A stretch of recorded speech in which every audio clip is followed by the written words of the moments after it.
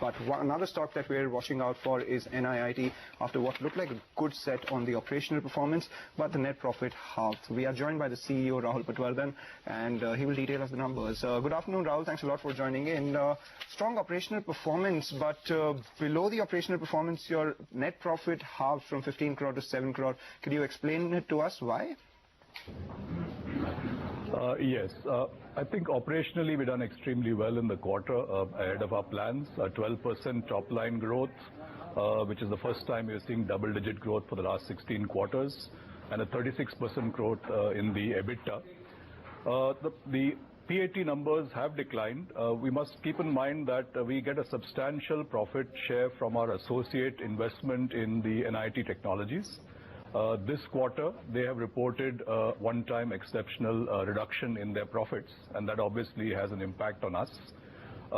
Plus, we've had a small forex impact for the quarter, but that tends to happen every few quarters. So overall, the main contributor has been the fact that our associate profit went down by more than half, and that explains most of the difference. Okay, Rahul, thanks so much for joining in. Let's talk a bit about your margins. Consistently improving, currently at 9%. Is there scope to improve your margins further? Yes. As we look at each of the businesses separately, we have indicated that we should deliver 12% plus margin on the CLG business, and we're constantly looking at avenues to make an improvement there.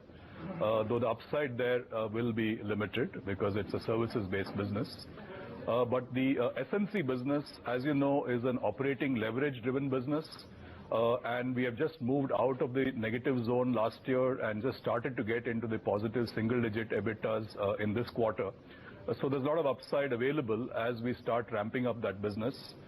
The new portfolio that we launched in IT is priced very differently from the portfolio that we had last year.